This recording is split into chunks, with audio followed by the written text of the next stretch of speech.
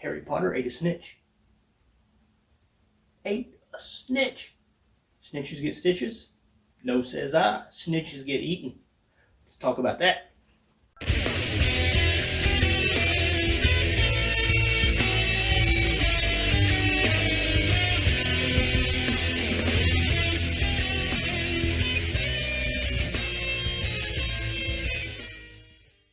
Hey guys, John here. Welcome back to my channel. If you haven't already, hit that subscribe button. You know how we do this. Let's talk about Harry Potter. Chapter 11, Quidditch.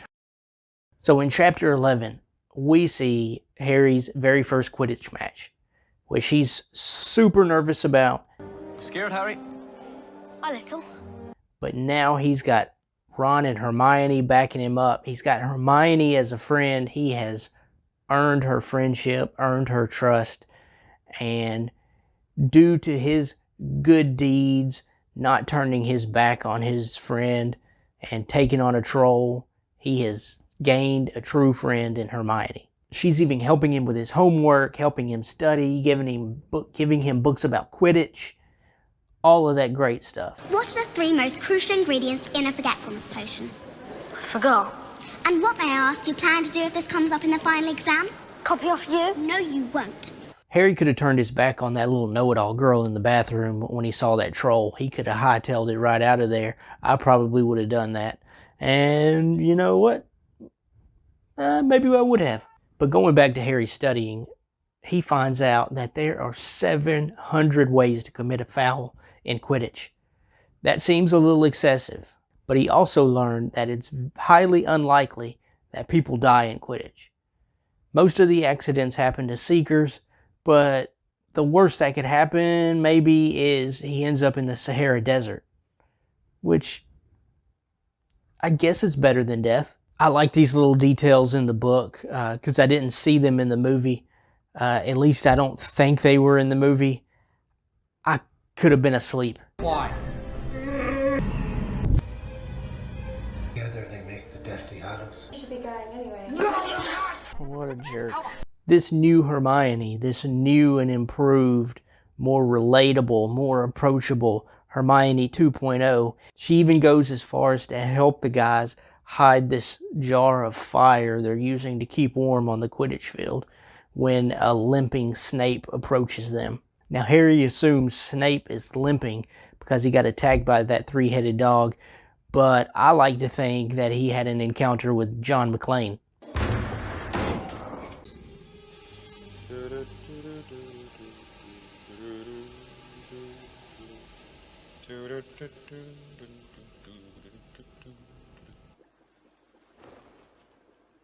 Mr. McLean.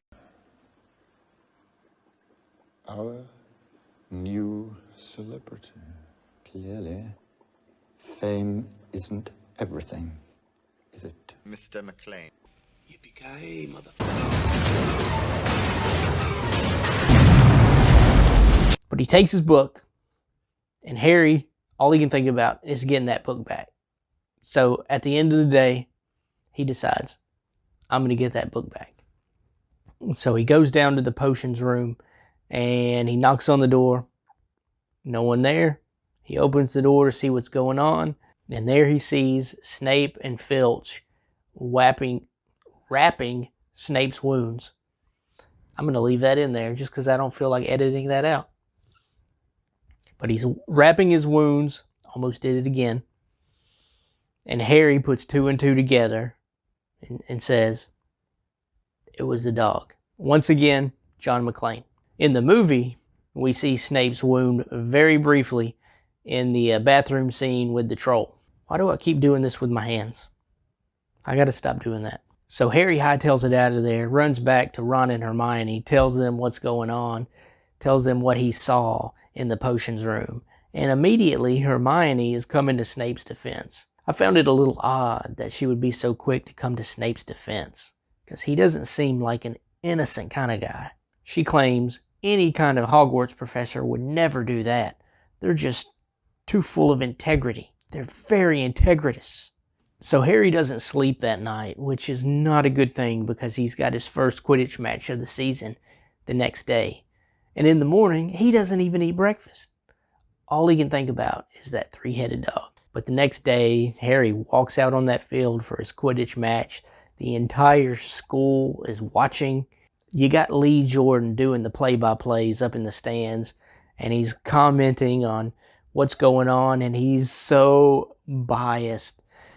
But I think it's hilarious. And at one point, he even comments on Angelina Johnson, on what a great chaser she is, and very quite attractive, too. Angelina Johnson scores! 10 points for Gryffindor! And I just thought that was funny. I mean, Lee Jordan's just going for it. At one point during the game, Harry gets fouled, and Dean Thomas yells, "Send him out, ref, red card, red card." And Ron looks at him like, what? He doesn't know what a red card is, doesn't know what Dean Thomas is referring to. And that made me stop and think. Ron doesn't know anything about soccer, which is odd because soccer is such a popular sport.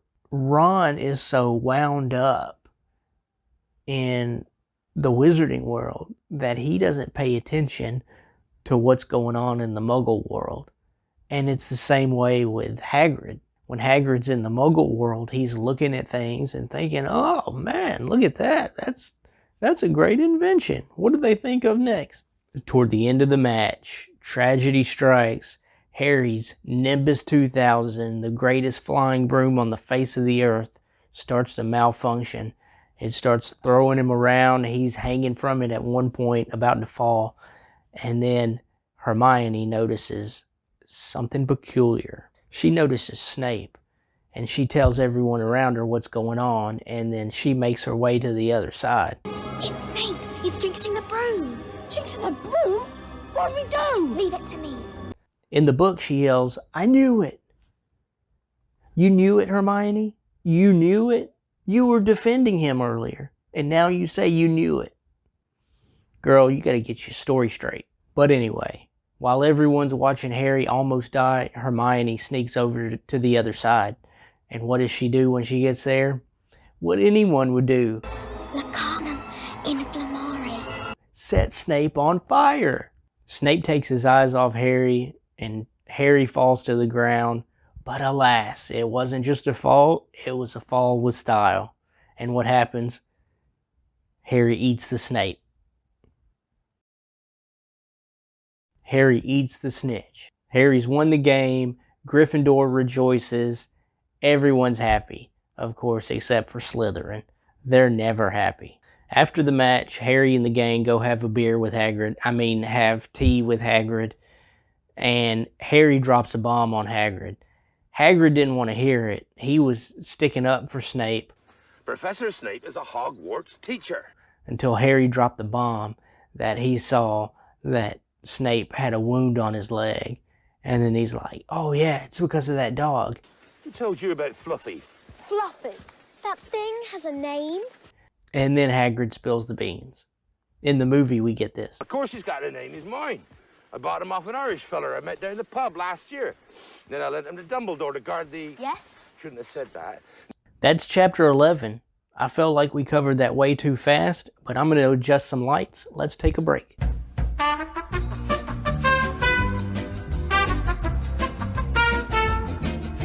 And we're back. I've got some more light now. I had a drink, so I'm good to go. Chapter 12, The Mirror of Erised. I really like Chapter 12. So far, I think Chapter 12 is my favorite chapter in the book for two reasons. Christmas, I stinking love Christmas. I love it. Love it. And The Mirror of Erised. Did you know Erised is desire backwards? Of course you did. You're a Harry Potter fan.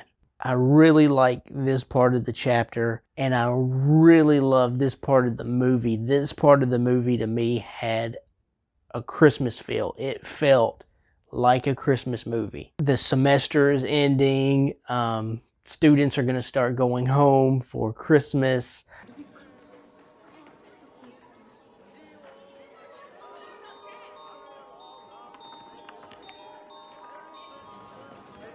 So we get to see Malfoy in this chapter. again, and he's still an a-hole, and nobody likes him. He tries to crack a joke about Harry, but nobody laughs because people like Harry. They think he's a great Quidditch player, and they don't like Malfoy because he's an a-hole. At one point, Malfoy starts running his mouth to Ron, and Ron lunges at him. Ron's going to take him on, and you know what? I think Ron would lay Malfoy out. He's the youngest of the Weasley boys. He's got to know how to fight. But before Ron can even land a punch, of course, here comes Snape. Snape takes points from Gryffindor, sends the students on their way, and then we hear Harry say, I hate them both. In the movie, I feel like we don't get a whole lot of that. Of course, because it's inner dialogue. In the movies, especially this first movie, I feel like we didn't get a lot of that out of Harry. We got more of that in the future movies, but in this one, I felt like Harry kept a lot of that within him. But Hagrid tries to cheer Harry up. At this point, Harry, Ron, and Hermione are still trying to figure out who Nicolas Flamel is. They've been in the library looking at books, and they keep going back to look at more. At one point, they even ask Hagrid, who is Nicolas Flamel? And Hagrid's like, nope, I ain't telling you, I ain't helping you, I'm telling you nothing, you're on your own, kid. No more questions. Don't ask any more questions. But they keep looking through the library until Hermione leaves for Christmas. Not in the restricted section. Happy Christmas. And with Harry and Ron staying at Hogwarts, they try to continue on with the search, but they're not having any luck. Until Christmas time! So Harry wakes up and he's got a pile of presents at the foot of his bed. And Ron does too. So they go about opening presents. In the movie, it's a little bit different. Harry gets up, gets out of bed, and looks downstairs. I really like this scene because you get a great view of how beautiful Hogwarts is during Christmas. Happy Christmas, Harry. Happy Christmas, Ron. What are you wearing? Oh, Mum made it. But Harry gets a Weasley sweater for Christmas, and that makes him an honorary Weasley. Fred and George end up coming in, and at one point Percy even enters the picture, and they all have their Weasley sweaters. Percy doesn't want to wear his, he would rather wear that prefect badge. But after getting the sweater, Harry opens up something else. He ends up getting an invisibility cloak, and it's got a note with it that says, Your father left this in my possession before he died.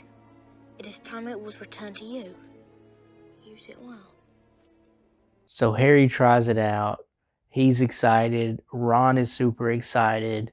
They realize what they can do with this invisibility cloak. That night, Ron's asleep, but of course, Harry gets up, grabs his cloak, off to the library. This scene in the movie, this is when it got really dark. It went from being Christmas time to being really dark and scary. You even got books that scream. But Harry's got his cloak and he's wandering around Hogwarts in the dark in a full John McClane fashion, trying to avoid Filch and Hans Gruber, and he ends up stumbling upon the Mirror of Erised. This part of the chapter is really awesome as well. I really enjoy seeing how Harry interacts with this mirror. At first he thinks it's just a regular mirror, and then he realizes there are other people in the mirror. In the book, we get an indication that this scared Harry. In the movie, we don't get that as much, but Harry soon realizes that these aren't invisible people in the room with him. These are people in the mirror, and they're not just any people. They're his family. Mom? Dad? Another difference between the book and the movie, in the movie, we only see his parents in the mirror. In the book, it says that his grandparents are there too. Harry becomes fixated on this mirror, going back night after night. In the movie, we get a deleted scene that shows you just how engrossed in this mirror he is. Harry, I know what you're thinking, but don't. There's something not right about that mirror. He takes Ron to the mirror, wanting to show Ron his family and wanting to see Ron's family too. But then he realizes he can do neither. Ron can't see Harry's family, and Harry doesn't get to see Ron's family. Ron instead is head boy. He's won the cup. He's head of the Quidditch team. He's won the Quidditch Cup and the House Cup. Only I'm head boy, and I'm holding the Quidditch Cup. And bloody hell, I'm Quidditch captain too. He has just become the best of all his siblings. That is Ron's desire. But even Ron is telling Harry that he needs to stay away from this mirror. This is not going to end well with him. So one night, as Harry goes back to the mirror, little does he know that it's not just him in the room, but Dumbledore as well. Back again, Harry? I really like this part of the book because Dumbledore says a truly happy man will only see himself in the mirror because there's nothing left to desire. The happiest man on earth would look into the mirror and see only himself, exactly as he is. And Dumbledore shares some really great wisdom with Harry. This mirror gives us neither knowledge or truth. Men have wasted away in front of it. At this point of the book, and the movie for that matter, this is the first time that we see one of these bonding moments between Dumbledore and Harry. Tomorrow, it will be moved to a new home. And I must ask you not to go looking for it again.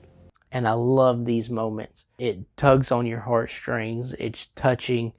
And Dumbledore always hits you with some wisdom. And I love it. I thought it was great how when Dumbledore said he looks in the mirror, he sees himself with a pair of wool socks. That is phenomenal. All right, guys, that's chapters 11 and 12. Thank you for watching. Thank you for joining me in this. If you haven't already, hit that subscribe button. Hit that bell notification. Give me a thumbs up if you liked the video. And hit me up with a comment.